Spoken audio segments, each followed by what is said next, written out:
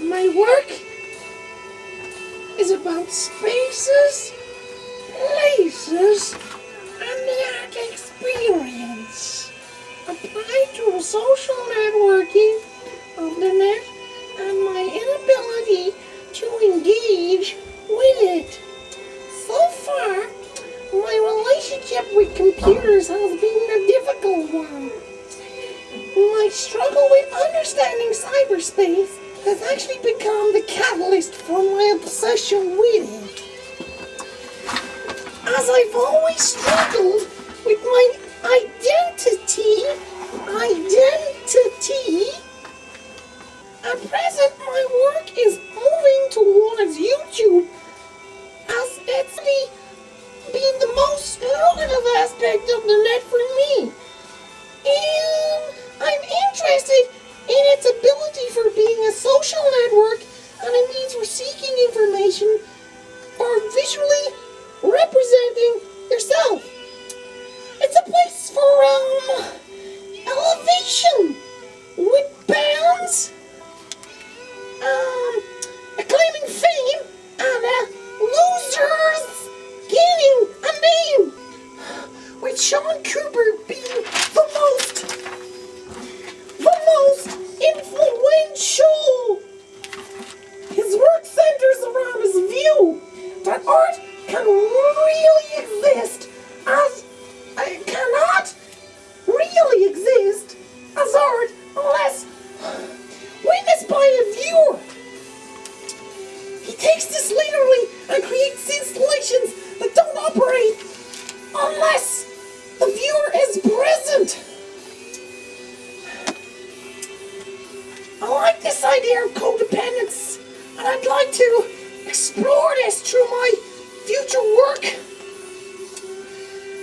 I've made tons of mistakes in the past, but I've learned that one of them is I need to make work gradually. I need to integrate a process, a means of working through what it is I want to say. True making. Just true making. That's about it.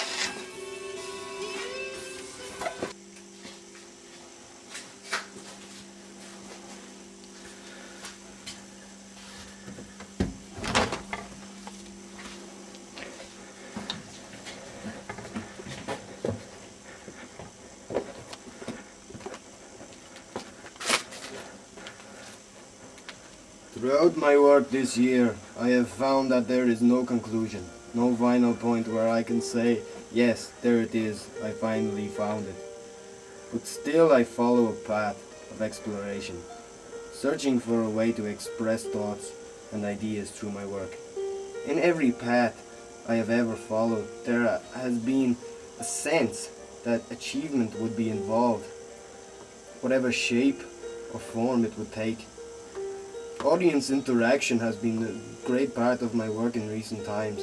I've always followed an interest in the audience interaction. How to use the audience in part of the work, but haven't got an open enough opportunity to do so. I began looking at fear and control within society and culture. The major contrast between the two. How within this looks in the body rather than the mind. How they would seem juxtaposed, where the holders of control were now the holders of fear, and the holders of fear now render the holders of control. By using mass mediated imagery, I will look at rendering, render, and re-render. These to the extent that the politics of the image completely change. I begin exploring the sense of importance of the concept within an image and how it can change through paint while keeping its shape. I often found that through the process of thought and drawing, I haven't got to properly explore this through paint. I find it hard to get the ball rolling within my practical work, where consistent exploration should be being made. More and more I begin enhancing the still image and its aspects. Fear has many uses. It can be used as a warning to keep from entering into a situation that might hurt you. It can be used as a motive for you to keep away from something, such as dangerous situation. It can also be used by others to control you. There is a part of your brain that exists solely for survival called the reptilian brain, which is an original part of the brain. As the human evolved, our brains grew and developed. Other parts were added. When other parts of your brain function.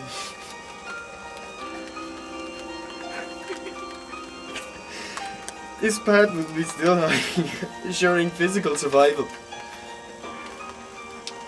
Decision kicks in times of sudden fear, that fight or flight reaction, and the choice within the reptilian.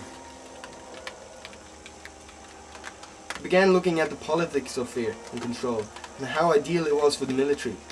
If they keep masses of people in fear and elude others to expose control, creating fear.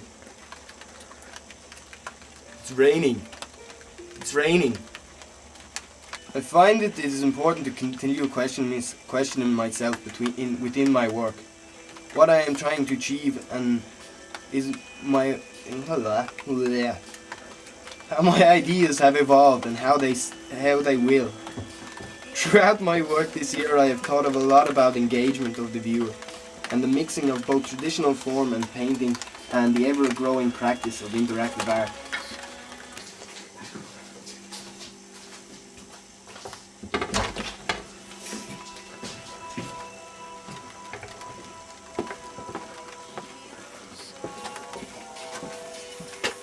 My work is broadly based around the notion of control within society, currently and historically. It concentrates mainly on the mass control of people and the effects this can have on us, the way we act, the way we dress, and our beliefs as a consequence of orders enforced on us by others, individually or institutionally. I am particularly interested in the idea of the mass-produced human that can be created as a consequence of these, whether through the media, religion, or education. The reason I base my work around these issues is I feel that all through the history of mankind's existence, people individually or institutionally have had control over other individuals within their societies, ranging from personal conversations or squabbles you've had to world wars that have occurred.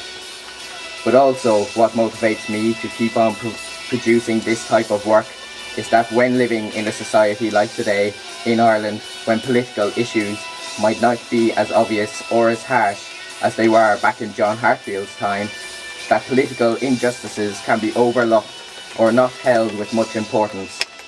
Through using the title art, you can reach possibly a wider audience, but definitely a more specific audience. I focus directly on the issue of the forced dress code within the modern educational system, as this is the first institution that we are placed in at a very young age by the law. The idea of control within this institution or mass production as a result of this can be most obviously seen through the use of the school uniform. What I would like to do in the future is combine my texts with the underlying theme of the school uniform to create a psychologically narrative space where the dialogue is slowly revealed through the movement of the participants as they navigate through the space, investigating objects within it.